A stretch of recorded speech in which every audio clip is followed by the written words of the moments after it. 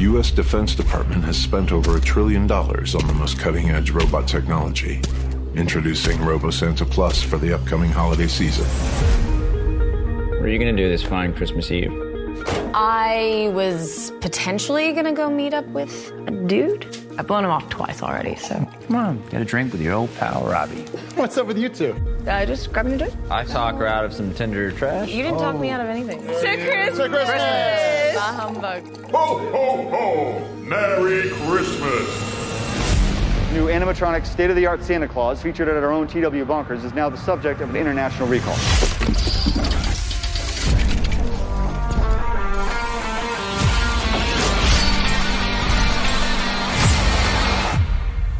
Santa?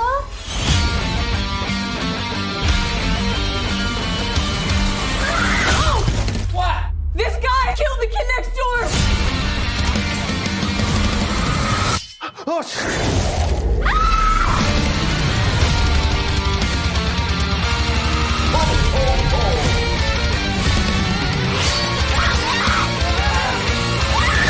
Do you hear that? Or what?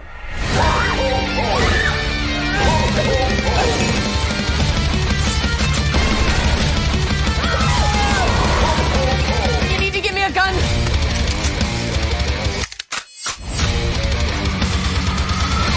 what is that? It's him. Oh, Santa Claus? Yeah, it's fucking Santa Claus. Claus!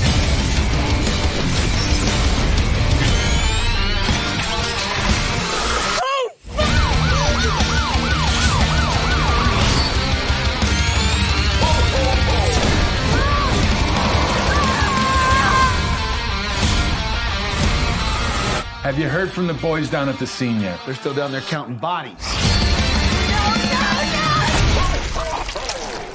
Hello, everybody, and welcome to the latest episode of Fresh Cuts. This is Mike. Joining me, as always, it's Mr. Venom. What's up, Venom? How are you? Greetings and salutations, cybernetics experts. Yeah, I'm doing pretty well, Mike. How the hell you doing? I'm doing pretty well. We're, almost halfway through December already. What a quick holiday season it is becoming. Luckily, we seem to have plenty of Christmas horror releases to get us through this month, and we'll be talking about one shortly. All right. Also with us, it's Don and Ellie. What's up, Don? How are you? Yeah, what's going on? Always great to be here. Okay. Well, today's episode, we're covering the latest from Joe Begos. The title is Christmas Bloody Christmas. It is currently on Shudder, so probably I would have a hunch that a lot of people listening have watched it, or at least have access to watch it before listening to this episode. So I would suggest it, as always. So the synopsis: it's Christmas Eve and Tori just wants to get drunk and party. Don't we all? But when a robotic Santa Claus at a nearby store goes haywire and begins a rampant killing spree through her small town, she's forced into a battle for survival. All right. Well, was this movie a battle for survival? Let's find out with general thoughts, beginning with Mr. Venom. What did you think of Christmas Bloody Christmas? Before I get into this one, I do want to talk a little bit about Joe Begos himself. For those who don't know, I am a gigantic fan of the man. I love pretty much every movie he's done, even Almost Human, which, maybe isn't for everyone. I still really, really enjoyed. So maybe my expectations were a little high for this one, but I'm going to say this is potentially one of Joe Begos' weaker movies. Now, does it make it a bad film? No. I still had a really good time with it. Still got some great kills. I mean, it's got Joe Begos' DNA all over it. The lighting, the very kind of retro camera work, the slight grain to the film presentation. It's all just very solidly Joe Begos. What we do get in this movie that we never got before, though, is tropes. Joe Begos movies generally aren't filled with tropes, and this one, unfortunately, we get some slasher tropes, we get some Christmas horror tropes, and then we get some tropes that I can't stand, which, we'll get into in the spoiler section. But yeah, I had, for the most part, I had a pretty good time with this movie. Great kills. Hard to believe that this is a robotic, quote unquote, Santa Claus, as he has pretty much full human motion throughout the film. The actor does try periodically to act robotic, but he almost always loses it. And there's multiple scenes that we'll bring up later on where it's like, yeah, that there's just no way that's a robot in there. But aside from all that, I feel like if you can shut off your brain, you should enjoy this one. This movie is kind of a tale of two films when it comes to the main character, Tori, played by Riley Dandy. I absolutely loved her in the first two acts. I thought that the conversations are all very Begos-like conversations. If we remember back to VFW and Bliss, some of the great conversations in that movie, those movies, and we get the same thing here. We get some great conversation, especially for people like us, genre fans, because there's a great conversation in here about horror movies and how Tori seems to be almost like a contrarian when it comes to her, horror movie opinions. Pet Sematary 2 is better than the original. Book of Shadows is better than the Blair Witch Project. Freddy's Dead is the best Nightmare on Elm Street movie. Mind you, I've met podcasters who have those exact same beliefs, but it's usually rare and, few and far between. Well, you're on a show with a person that believes 2 out of 3 of them. Exactly. That's what I mean. So, I liked her because of her, her conviction. Nobody was going to change her mind. In fact, she reminds me of Dawn a little bit. She's very much like Dawn. Dawn also has some controversial horror opinions that I've heard from past shows. But he, those are his beliefs, no one's going to change them. And he always has good reasoning behind it. He's not going to just say a movie sucks because it sucks. If Don says a movie sucks, he's going to tell us why, or at least in his opinion, why. And I appreciate that kind of conviction. So same thing with Tori in this movie. I loved her conviction throughout the first 2 acts of the film. But then she just turns into another ditzy blonde in the third act. I mean, I can't count how many times she walked away from this thing thinking it was dead for it to just not be dead. And it's like, how many fucking times does this have to happen before you figure it out, honey? And, it literally started to frustrate me to the point where I almost didn't care whether she lived or died by the end of the movie. It's just like, can we just end this already? Also, probably one of the longest antagonist death scenes ever. This robot fucking takes forever to be dealt with, if you will. I don't think that's much of a spoiler. It is a horror movie. We all know that eventually, Mr. Robot Guy is going to have to be taken down. But Jesus, that scene just took forever. It was just so long, and it was like the Lord of the Rings ending. It was just every time you thought it was over, nope, 5 more minutes. Oh, is it over? Nope, 5 more minutes. And the movie's only 87 minutes long too, so it's not like it's a long film. It's just, like I said, there are certain decisions that Joe made in this film that maybe I don't agree with. Score is still spectacular. Of course, Steve Moore doing the score for all Joe Begos movies, and he continues that great streak. There's a beautiful scene in this film of it's like a love scene / death scene where it's taking place in 2 different spots. They're utilizing parallel editing, and it's probably one of my favorite scenes in the movie. It's just so beautifully shot. The song that's playing in the background is just so perfect for the scene. So Joe Begos, like I said earlier, he still has his DNA all over this. But he kind of fell back into tropes a little bit, which, in my opinion, brings it down just like half a step. Unfortunately, I'm going to have to say this will probably be the first Joe Begos movie that does not make my end-of-year top 10. And that's saying a lot because pretty much all of his movies have been in my top 10 for their respective years. And unfortunately, I am going to have to rewatch this. I only got a chance to watch it once this weekend, with Christmas shopping and everything else. And I went to the theater to see it too. I should have watched it on Shudder at least one more time before I started this, but time restraints and all. So overall, I really liked the movie. I did. I really enjoyed this movie.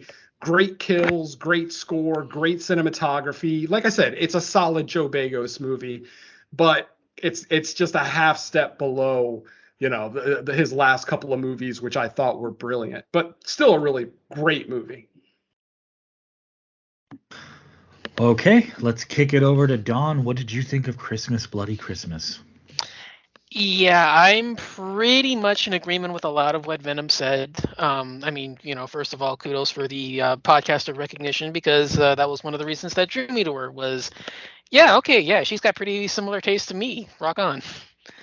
So yeah, that was a pretty big immersion factor. But yeah, a lot of what he said is completely true. I do absolutely fucking love the first 2/3 of this. I had visions of this in my top 5 of the year, just based on how good the first 2/3 of this thing are. Not just, I mean, Tori and, all of the stuff that I liked about her, but everything else that I got about the first 2/3. The conversations with her and her friends, the other group that they go to party with. A lot of the conversations back and forth there were incredibly immersive and incredibly entertaining, and I really enjoyed a lot of that. The Santa kills were fun. Nothing really groundbreaking, but it's really difficult because the massacre that takes place at the house, which is, I think, where the film kind of splits off. Up to that point, I'm in love with the film, but then after that, a lot of it just really comes unglued for me, and it's kind of I can't spoil it. That's the difficult thing, is that I can't really spoil it why I think it does, but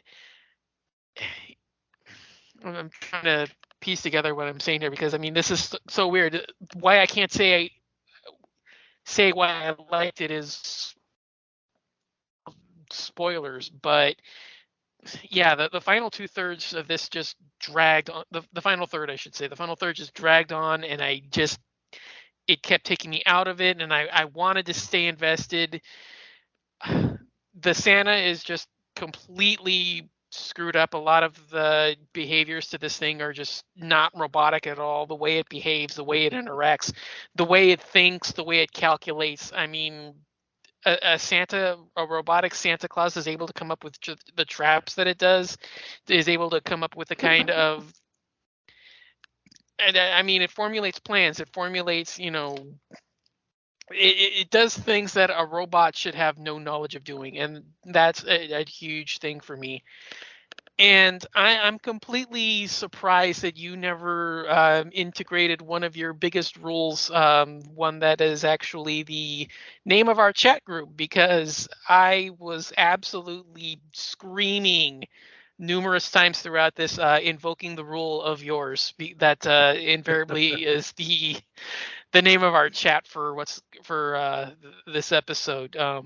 If you would be so kind as to share with the class, because I'm surprised you didn't take it yourself. I kind of implied it with her constantly walking away. I counted at least 4 times in the film she walked away from this thing when she got it down. But I kind of meant to imply that, yes, unfortunately, Tori is a classic weapon dropper. Yeah, maybe I must have missed that, but yeah. Oh my God, it just was infuriating. I mean, she mentions numerous times that this thing is after us, kill it, and she just knocks it down and then just leaves. And it's like, girl, what are you doing? Kill this thing. Dump it in molten lava. Dump a firecracker down its ass. I mean, Jesus. I mean, it just got to the point, like you said, where it's, yeah, I didn't care after a while. It's like, by the time they finally got to I mean, I think they go back to the bar where she works at one point. I mean, I think there's like 2 or 3 times, and even in that sequence, where the thing still comes to life. And it's like, yeah, Jesus, girl. And then, like, all this activity with the cops, it's like, ugh, I hated the final third of this. It just, yeah, it drags me out of the film, and it just ruined what had been one of the best films I've seen all year, because I completely agree. The characters are so much fun. The gore's not great, but it's serviceable for what this kind of film is. The action scenes are great. There's several big confrontations with the robotic Santa that come off really well done, even if it's not exactly acting like a robot, but there's still in execution really enjoyable sequences. And the combination of blue and pink neon lighting with Christmas just looks fucking amazing. I completely was like, okay, this is just an absolutely beautiful look to this. I completely loved every time that we were walking around in this kind of a universe because it just looks incredible. But that final third, just wow. I don't know if it was just him getting to show off, if there was no editor for this point, if they ran out of funds and they just said fuck it, let's just use every bit of footage we have. I don't know, but yeah, that the final third is a distraction, not enough to completely derail it, but I mean, yeah, this comes down several points for me. But yeah, to go into any further would probably spoil this, but no, I'll just probably leave it at that. But yeah, it should have been a top 10. I was thinking top 5, but I don't know. For me, because I probably rank the Fresh Cuts films for the year-end list, maybe it'll show up. More than likely, it could be an honorable mention, depending on revisiting at least 2 or 3 that I'm kind of on the fence about. But like I said, just leave it at that. Yeah, and that was part of what I was also implying about the Joe Begos aesthetic, the beautiful color palette in the film, the oversaturated colors. I mean, it's all just, just top-notch Begos. And so even if this story doesn't really work for you, because it is a flimsy setup, I kind of forgot to mention that was one of my pet peeves too. This is a very flimsy setup. We basically get one line on a news report on the television to explain what's actually happening with all of this. And it's like, I guess it's enough, but I still would have liked to have seen a little bit more. But at the same time, it's an 87-minute movie. You're not going to jam it full of information. Leave it a little. You probably could have taken 2. You probably could have taken 1 or 2 out of those, fake endings, and replace that with a bigger sequence explaining what's going on. Exactly. Yeah. So, obviously, it seems like Don and I both feel that this is an imperfect Joe Begos movie, but still worth watching. Go ahead, Mike. I'm sorry. All right, so I would say looks like a Begos movie, sounds like a Begos movie. It's hits almost the marks that I want in a Begos movie. I mean, it's kind of hard to categorize because he still is pretty early in his career. He definitely has a pattern that's developing. With the cinematography, which I think continues into this movie. I love the score. There was a few times during the movie where, it just starts booming, and I really love the sound design. But yeah, I would say like this is probably, well, not probably, in my opinion, it is a step down from like VFW and even Bliss for me, but it's kind of a weird thing to say because it's like a movie you still enjoyed, but at the same time, it's also a minor disappointment because I just have learned to when it comes to Joe Begos, whenever something new from him is announced, I'm like super hyped. And the movie still delivered on a lot of like what I would expect from Begos. But I don't know, man. Don was really into the first 2/3. I was kind of like the opposite. I liked all the killer robot Santa stuff, but I thought it took a while to get going. I didn't mind, like I've heard a lot of criticism of like the characters and the dialogue, and I didn't mind it. I was fine with the conversations, but I do think it just lasted like well into the movie.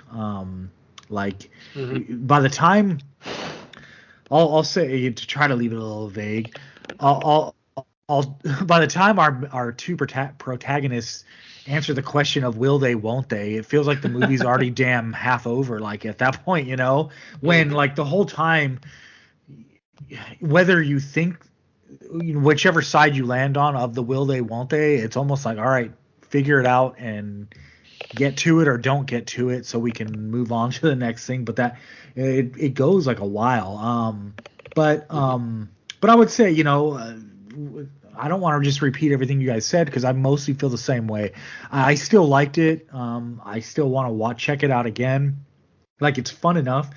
Just the fact that there's a killer robot Santa in it and some pretty cool kills. And I did like the very various stages of like broken down robot Santa we get, just as it takes some damage but like keeps getting up.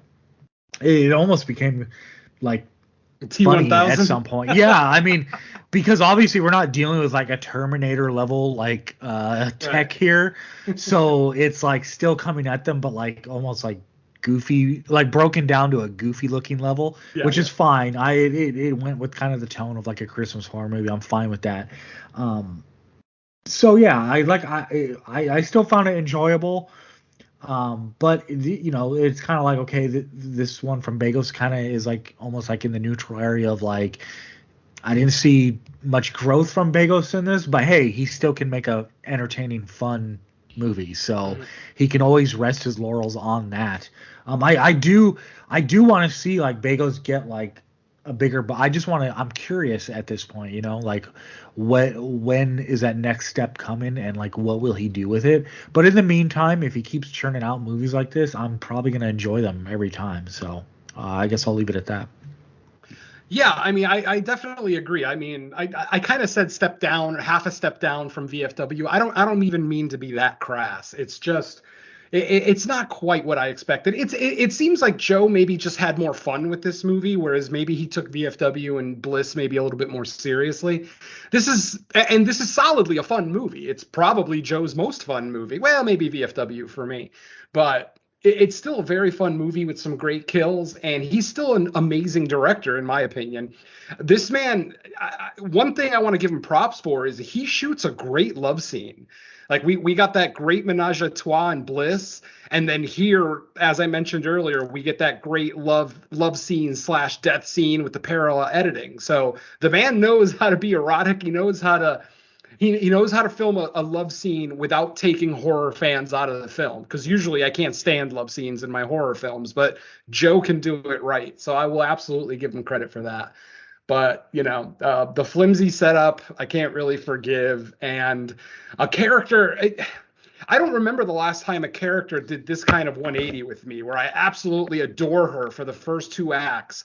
And then by the halfway through the 3rd act, I don't even care if she lives or dies, because she's made so many terrible decisions from the time that she gets to the police station. For the rest of the film, she makes nothing but terrible decisions, and it just irks the shit out of me, because she comes off as so smart and so strong and so, like I said, opinionated with conviction and everything.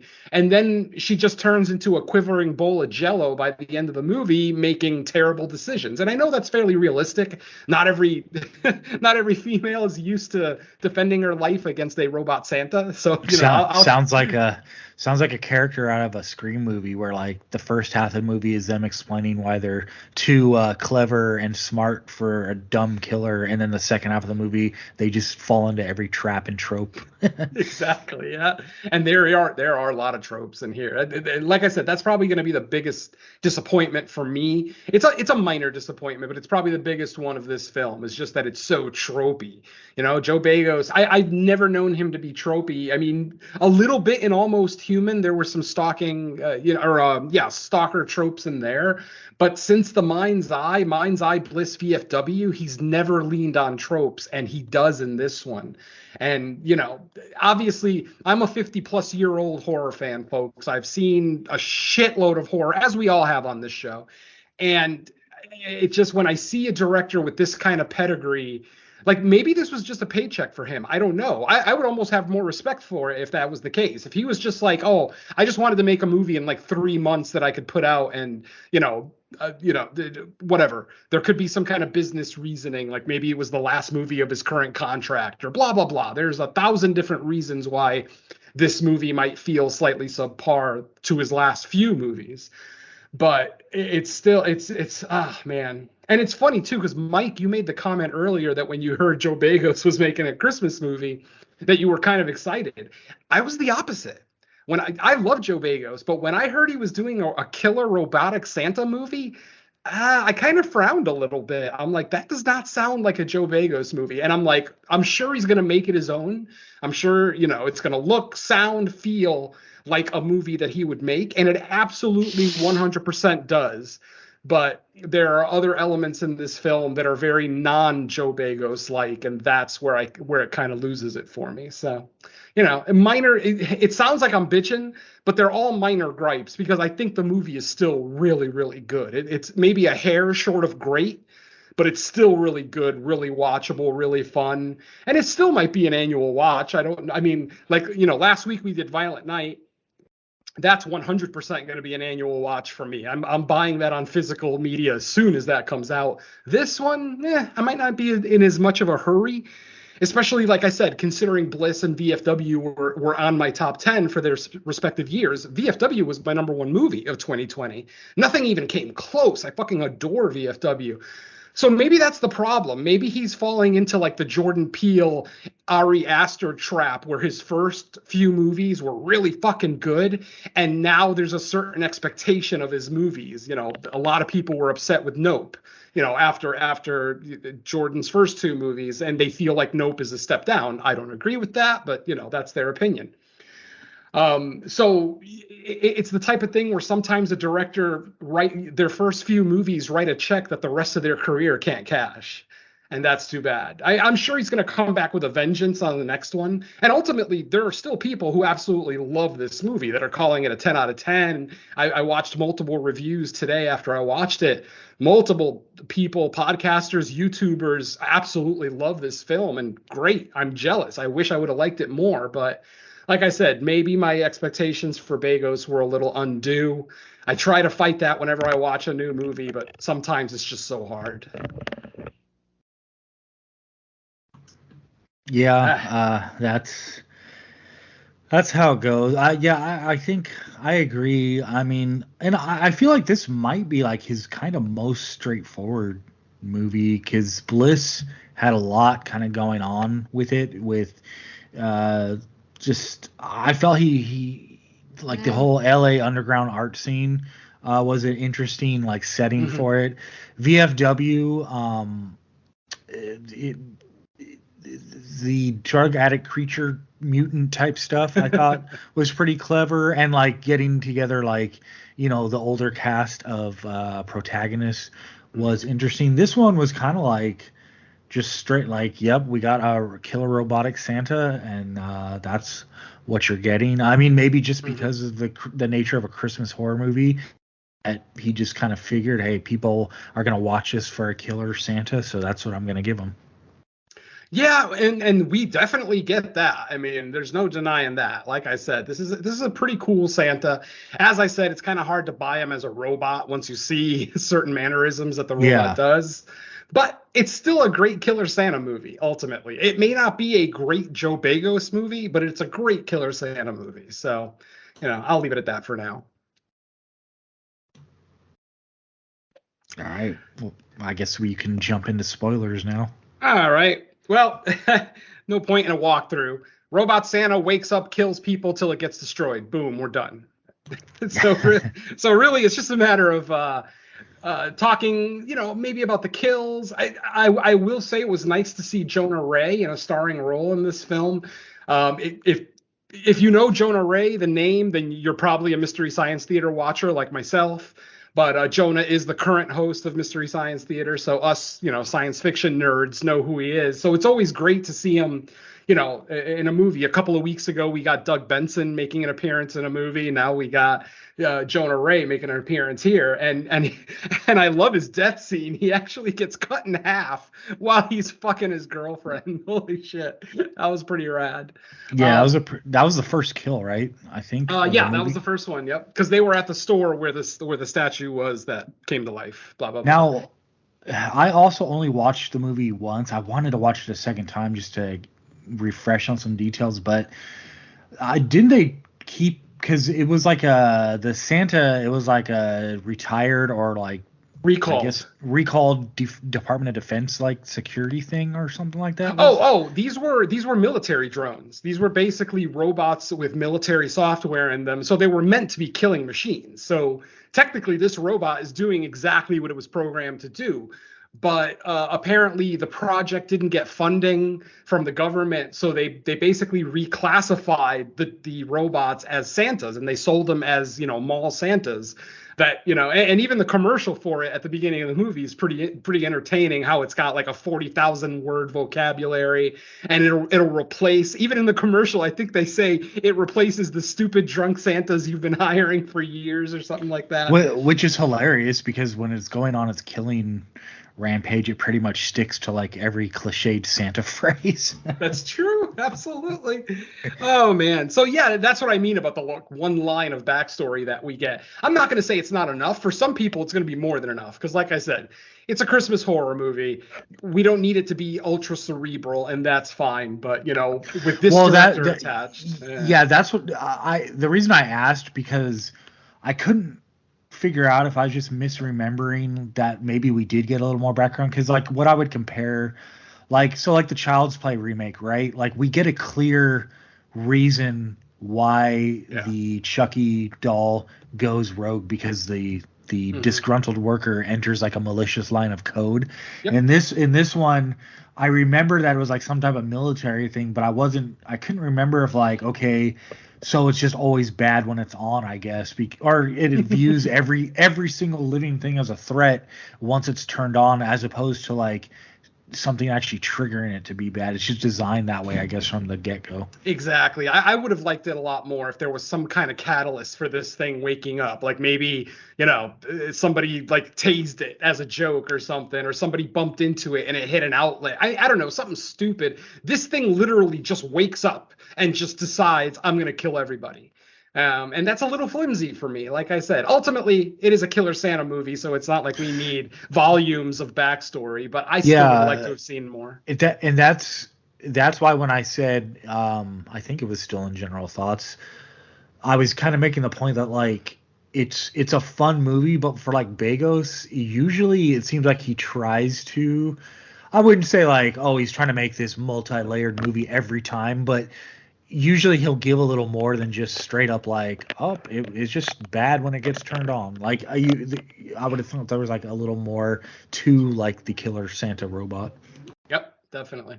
It was also cool to see Jeff Daniel Phillips in here and kind of make up for the terrible Monsters movie that we got earlier in the year. Jeff Daniel Phillips must really enjoy movies filled with F-bombs, because the first half of this movie, it's just fuck, which is fine, because that's how 20-somethings are. 20-somethings who drink swear a lot. That's just the nature of things. But yeah, I did get elements of Rob Zombie in here, kind of the more gritty filmmaking that Zombie was doing early on, like House of a Thousand Corpses type style. You see the oversaturated colors, the grainy film, things like that. It almost seems like maybe Begos got some pointers, from watching Rob Zombie movies, since I think Rob's been making movies for at least 5 years longer than Joe. So who knows? Well, it looks like early Rob Zombie, like House of a Thousand Corpses, like the blues and the greens.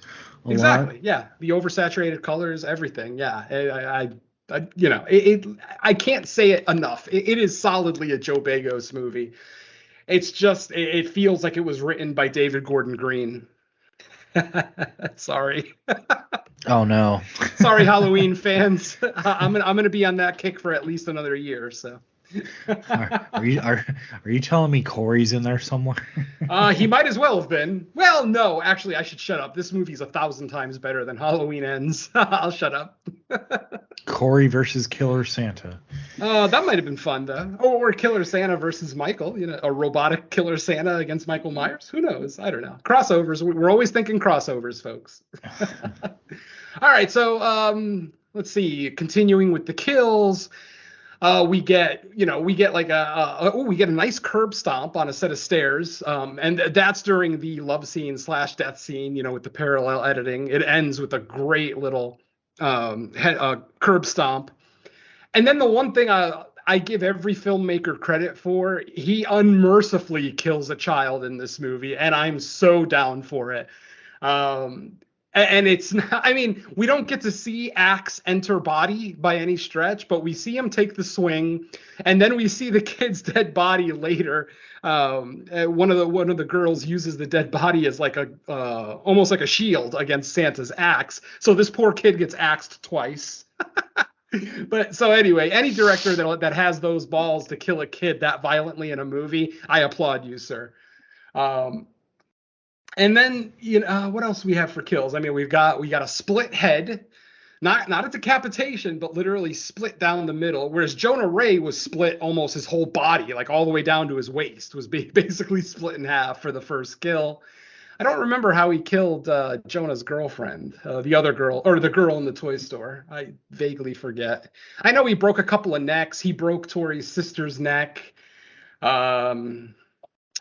Well, he steps on the next door neighbor and he crushes his head under his Yeah, he curbs. That was the curb stomp. He curb stomps him on the stairs. So awesome. That was rad. And literally at the same time, Robbie is next door eating out Tori in this beautifully, parallel edited scene. I just really, really like that scene.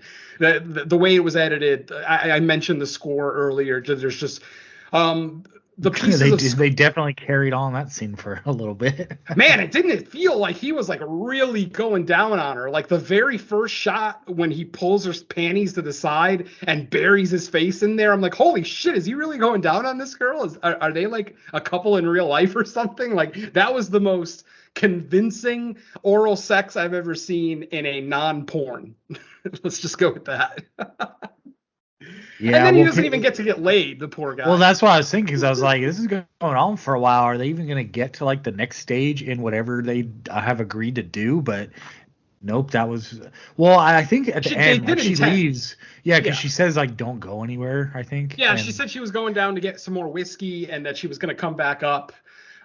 So yeah, it was like halftime. They weren't done. Well, she finished once, obviously, but it was halftime for him. But unfortunately, the shit hits the fan right after that. Literally, after she, gets her hoo-ha eaten out, she goes downstairs to the kitchen to get the whiskey, and then looks out the window and sees Santa chop up the kid next door. And then Santa instantly looks up, sees her in the window, and then that's it. He once he sees someone, he doesn't give up on him. He's got that, it's a very military type of thinking. But yeah, I mean, first of all, the fact that they took military droids and turned them into Santas, like, somebody better have lost their fucking job for this. Because holy shit, who had this idea? Because what it feels like, and I'm a computer programmer, so a lot of what I'm about to say probably doesn't make a lot of sense to people, but it's very obvious that these robots were just reprogrammed. They didn't have their hard drives wiped and then start from source code.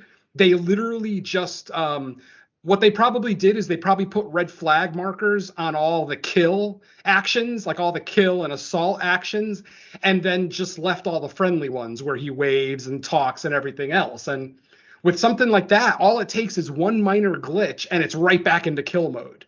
And that's exactly what we get here, though we don't really see what the glitch is other than the robot just gets sick of standing around saying ho, ho, ho. So, so yeah, that's your computer programming lesson for the episode. Well, it's almost like an Ed 209 where it just views everything as a threat, even if it's not supposed to.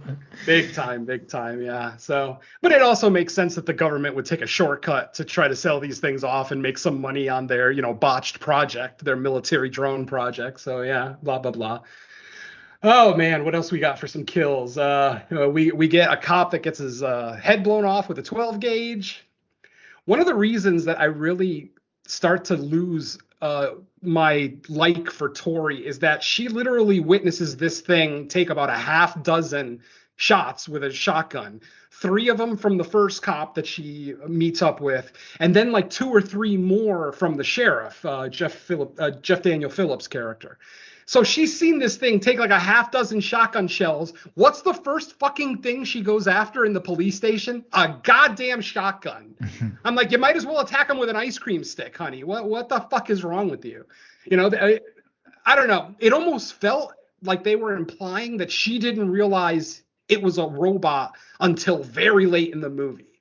And if that's what they're implying, then I dislike her even more because that makes her a moron too. I'm sorry. Once you see this thing take multiple shotgun shells and then just get right back up, on top of the fact that you can hear the robot sounds. Every time this thing moves, you hear the whirring of the gears inside of them, yet she's completely ignoring this. So Yeah, Yeah, it kind of has a RoboCopy like sound when it's exactly. Like he's around. walking normal. I mean, the actor is barely trying to look robotic, and then they just add robot sounds. Well, that's the funny thing. Like before we get to see like the robot exoskeleton, I guess it really just moves like a person. Like there's not even an attempt. Like it doesn't have like the RoboCop. It's almost like a Terminator before they start shedding the skin through damage, where it's literally a human. Yep, absolutely, yeah. Especially, there's one scene where the Santa is in the back of an ambulance and Tori's like driving away. You can see the Santa inside how he's righting himself, like his balance. The way he's balancing is like no fucking robot can do that. A robot would have tipped over by now. And then the very first scene when the robot after he kills Jonah Ray and his girlfriend, and he's just walking in the street. He's not doing anything but walking in the street. And you're looking at it and like, dude, that's a fucking human. That's not remotely a robot. Like, and trust me, folks, I've already mentioned I'm a science fiction geek, so I do follow like robotics and automatons in real life. No fucking robot on this planet looks that realistic, and there's some pretty realistic ones out there. Japan and Honda specifically have made some amazing automatons out there, but nothing like what we see in this movie. And this movie's set in present day. You know, maybe if it was set in like the not too distant future, maybe I might have accepted it a little bit more. How fluid his motions are and everything else. But yeah, it's a little hard to swallow. But again, I don't think you're supposed to think watching this movie. This isn't a movie that we're supposed to try to, peel back layers and try to talk about commentary or to overanalyze things, which I always do. I'm sorry, folks, but it's just what I do. It's my job. I overanalyze. I'm an analyst for real, and I'm an analyst when it comes to podcasting and horror movies. So if you're going to give me a movie like this, I'm going to tell you, what's wrong with it as far as with its storytelling and things like that. But I don't know. I don't even know what my original point was. Let's move on. I did really like the green glowing eyes, and I was almost afraid. Yes. I was almost afraid for a little while that is this just like a cool looking feature on the poster, but it's not going to happen in the movie. But eventually, yeah, we did get like the laser guided eyes, which I thought was really cool looking. The laser eyes were cool, but we never did technically get the eyes that we see on the poster where they're just glowing green. Yeah. That's true. I'll still take what we got. I like the green lasers for whatever it's worth. I do like those the look of the green lasers coming out of his eyes. It almost looks like a weapon. It almost looks like he's shooting a laser at somebody. But yeah, that image on the poster I thought was really cool. I would have loved to have seen that version of the robot for just one kill. Just for one kill. Give me the glowing green eyes without the lasers, getting shot out through it. But they did what they could. I still think it looks good. The robot looked good. The only time that it's truly a robot is at the end when it's already gone through a shitload of damage. One of its arms has been ripped off, blah blah blah. What else? Let's see. Robbie gets axed in the face against the cop car. That was pretty rad. Like the poor guy, like 15 minutes after he went down on this girl, he's got to die. I feel bad for him. Let's see. Multiple obviously the two cops at the station get taken out. Once those cops get taken out, that's pretty much it for kills in the movie. For their last, I don't know. I didn't actually time it, but it felt like the last 15 to 20 minutes of the movie is just the robot and Tori. Basically, the robot's chasing her, from the police station out onto the street. Eventually, Tori does go back to her record store and breaks in, tries to hide in there. Well, she tries to use the phone. And at that point, that's the second time she had walked away from this thing. Like I said, folks, I'm not fucking joking. I counted 4 times in this movie that she got the robot down and then walked away. That really irks the shit out of me. You literally witness this thing kill your sister, kill her husband, kill your employee / fuck buddy. Like all of this awful death and destruction. And then as soon as she gets the thing down, she walks away from it. She dropped the taser. Like that was the first thing I gave her credit for in the movie when she picked up the taser. I'm like, finally, she's starting to understand it's a fucking robot. You might be able to do, I don't know, if a police taser could actually damage that robot, but at least it makes sense, you know? It as an offensive plan, it makes sense. And then, of course, go ahead. No, I was just going to, because I think you're getting to it, but a lot of the sequence towards the end reminded me kind of like the end of Terminator once they're in the warehouse. Yes. And the Terminator once like it's lost its legs and it's crawling around after her. That sequence in this reminded me, I was almost thinking that like, okay, she's gonna kill it, and if she kills it and says you're terminated, fucker, I was like, because it just totally made me think of that once she was one-on-one with it, you know. It came off very inspired by it. Yeah, definitely. Joe was actually in this movie. I forgot to mention he does play a small part, Benny, who I don't even remember who Benny was in the movie, but there it is. He played someone named Benny. Graham Skipper is in this movie too. Wow. There's actually more names in here than you'd give it credit for. Like I mean, honestly, I couldn't pick out Joe Begos in a lineup anyway. I've never watched an interview with him. I have no idea what he looks like, but I should know what Graham Skipper looks like. I've seen him multiple times, and I did not notice him in this movie. So there you go. Oh, that was the husband. That was Tori's sister's husband was Graham Skipper. Right? I think so. That's the guy they were calling Mike. Yeah, that's him. Okay. Yeah. So he played the douchebag husband. All through the movie, they were calling him a douchebag before we even got to him, before we even met him.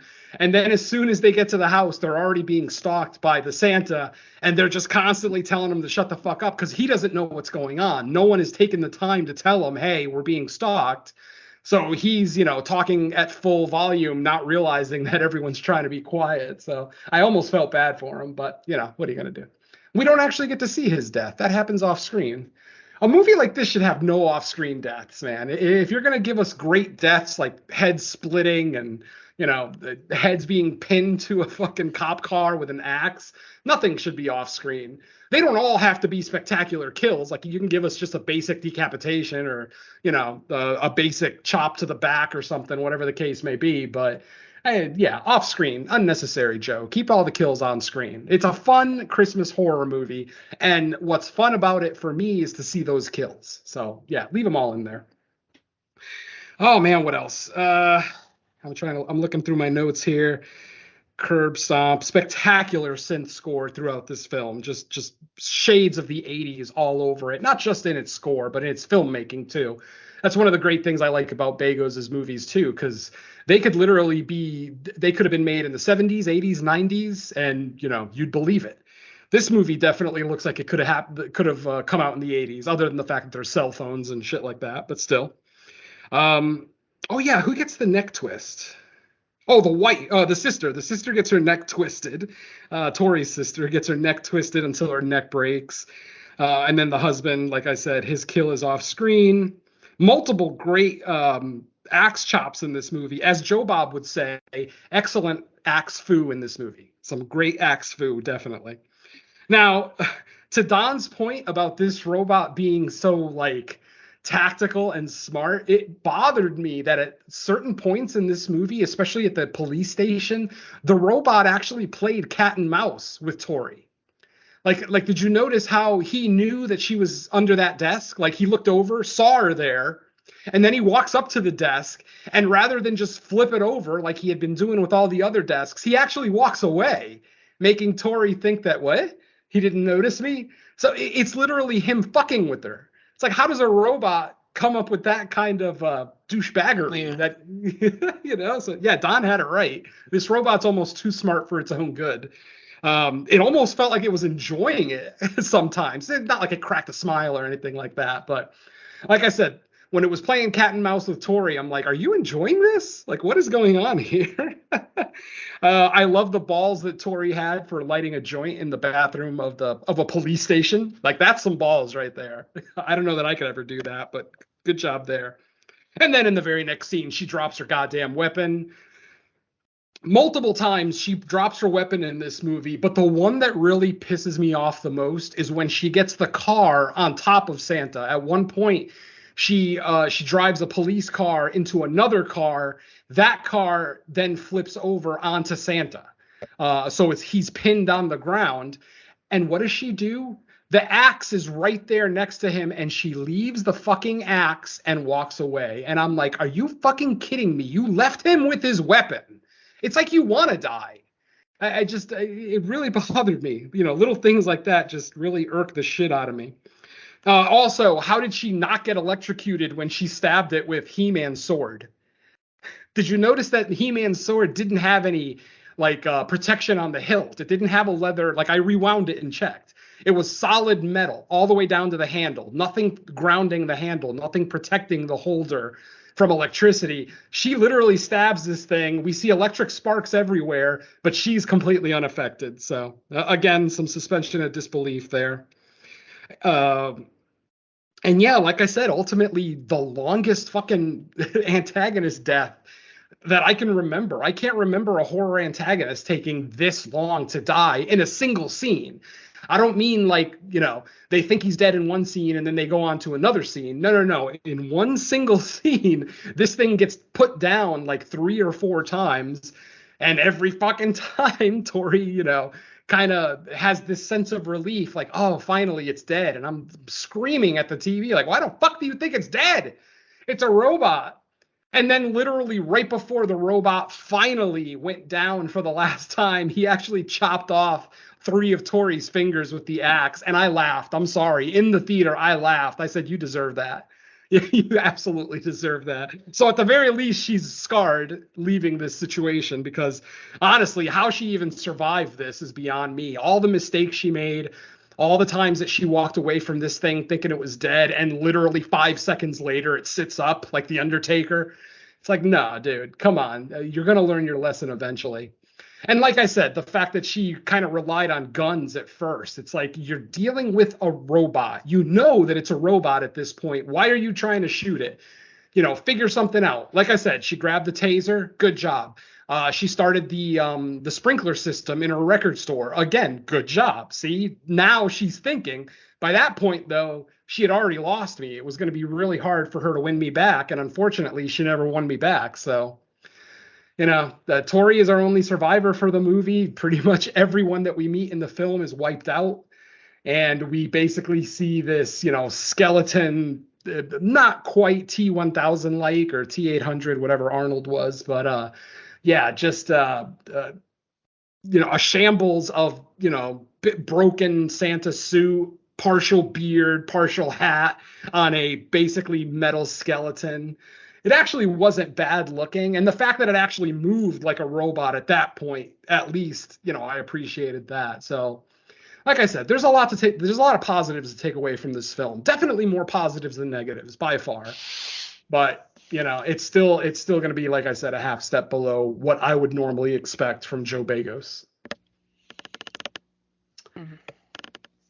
I mean, for me to compare to Joe Begos' work, the only other thing outside of VHS is I saw almost when it came out, and that's been the once. I still haven't seen Bliss. That's still on my list, but out of the 3, it's probably in the middle, only because I don't have much to say on Almost Human, because I saw it when it came out, and that's been it. Mm-hmm. So. Almost Human wasn't great, but it had a lot of. It was kind of like this movie. It had a lot going for it. It had a lot of cool set pieces, things like that. But it was definitely an imperfect movie. And then Joe puts out 3 practically perfect films with The Mind's Eye, Bliss, and VFW. Obviously a matter of opinion. Not everyone's going to think the way I do. But in my opinion, he puts out 3 amazing films. And then he puts out this fun movie, like I said, quote unquote fun. And there's nothing wrong with the director having fun and, giving us an 87-minute robotic killer Santa movie. It's just one of those things you wouldn't expect. You wouldn't necessarily expect a rape revenge movie from Martin Scorsese, let's say. So I definitely did not expect a killer robot Santa movie from Joe Begos. So I'm going to leave it at that, folks. Watchable, and I would still recommend it. But I can almost guarantee it's not going to be in my top 10 at the end of the year. I agree. I think there's plenty of pros to it, but I still would side with VFW and even Bliss as kind of peak Begos at this point. Yeah, for me, VFW, but I mean, VFW, it's kind of a guilty pleasure with me. Just watching these gang members get completely decimated by guys my age. Yeah, there's definitely a connection with that movie that I have that a lot of people might not. Plus, I used to actually hang out at a VFW. There used to be one in Pittsburgh. Back when I went to college in Pittsburgh, there was one down the street. I wasn't supposed to be in there because I'm not a veteran. I've never served. But a buddy of mine basically lied for me and got me in there and blah, blah, blah, blah, blah. And it was a cool place. Everybody in there was awesome. All the retired soldiers and even the current soldiers, you know, the guys that were home, you know, on break or whatever, all really friendly, really great people.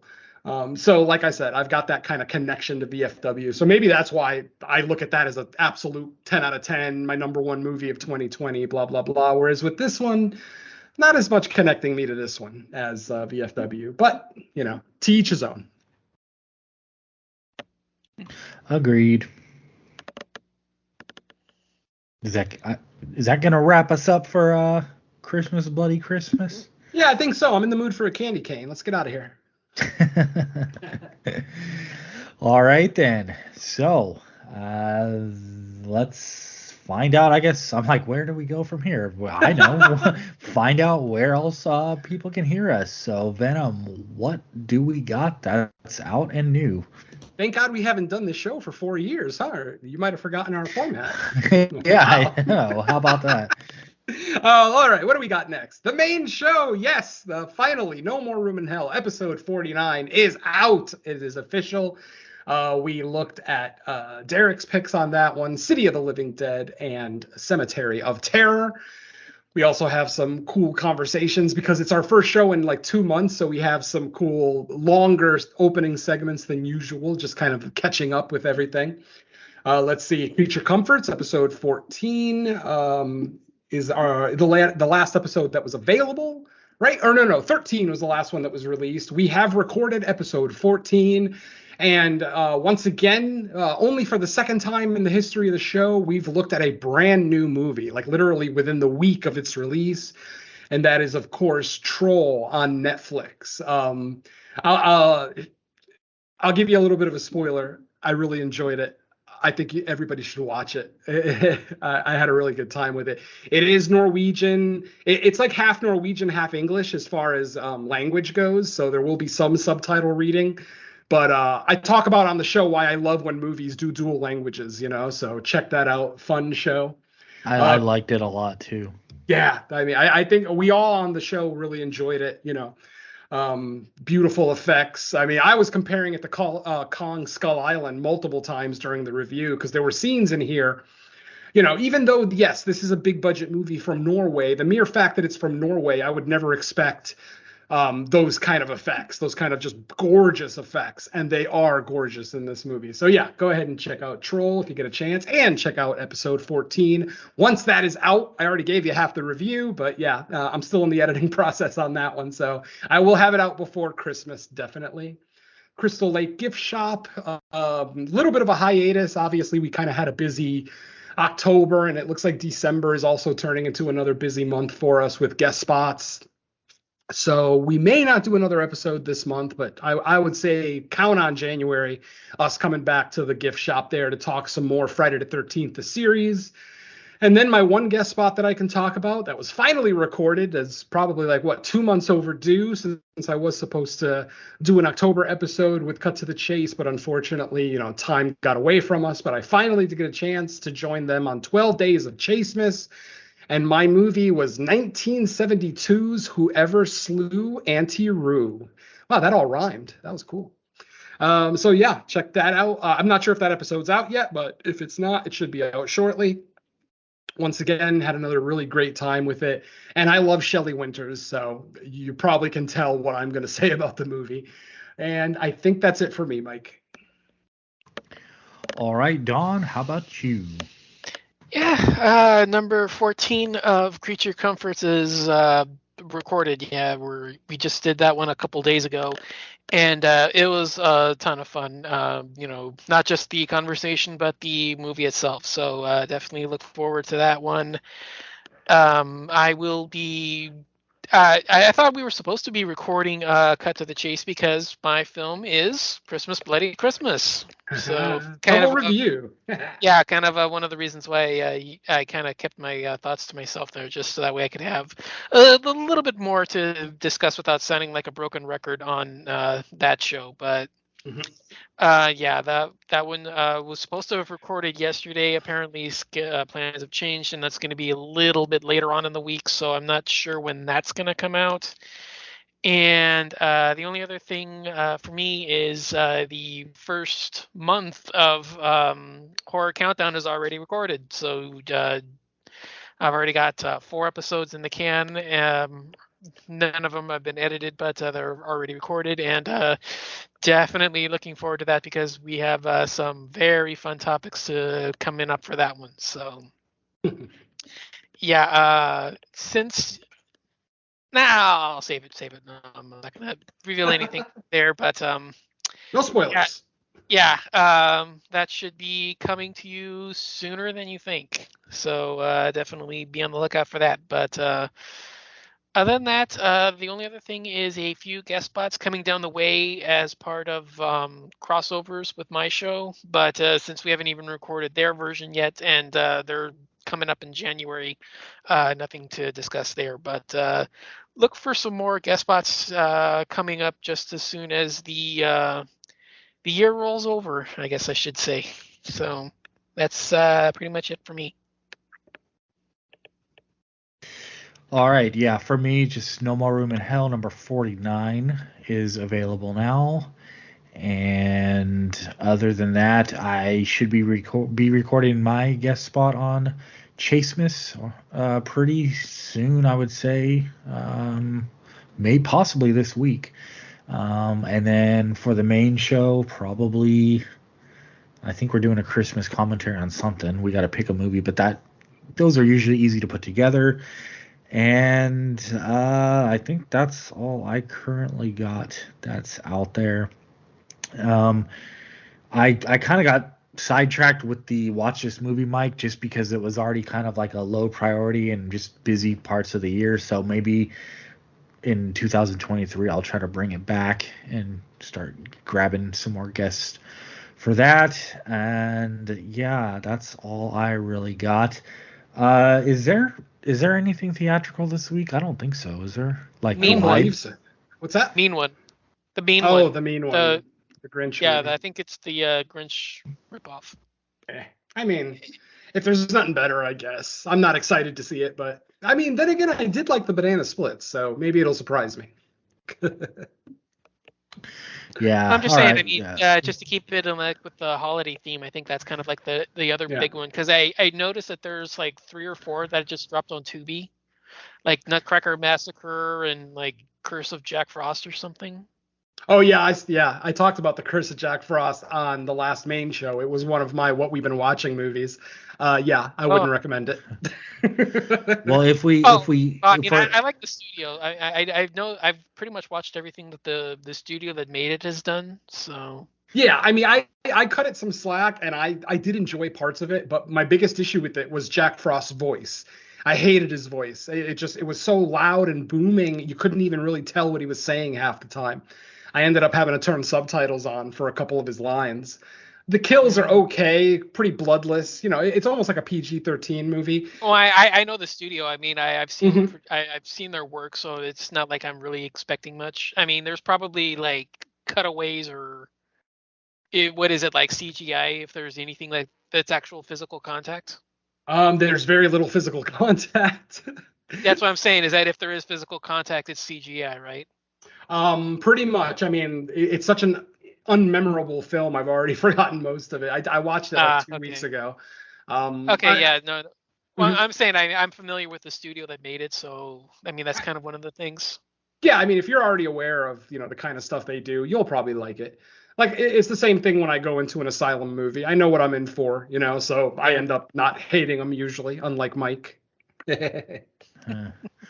Well, if we're not like forcing ourselves to stick to like holiday theme stuff, there is like a movie dropping on Prime, I think on the 16th, called Nanny. That's getting got good pretty buzz, actually. Yeah, it's getting good buzz. I actually went to go like look it up today because I didn't realize. For some reason I thought it was already like out there available, but then I went to Amazon Prime and said it available. It was either the 15th or the 16th. So that would be the end of this week. So if we can't find anything else, that's the option. Yeah. And then we will end the year with Scare Package 2. That's right. That's the one I'm excited for. Not that Scare Package was like, some masterpiece by any stretch, but it was a guilty pleasure for me. I really enjoyed it. And any movie with Joe Bob in it, I'm down for. And I think there's going to be a lot more to like here because I think they have a stronger cast of directors.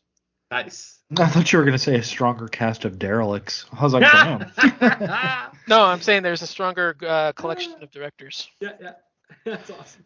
Cool. All right. Well, with that, we're going to get out of here. So thank you, everybody, for listening. We will catch you next time. Let's say bye to our listeners.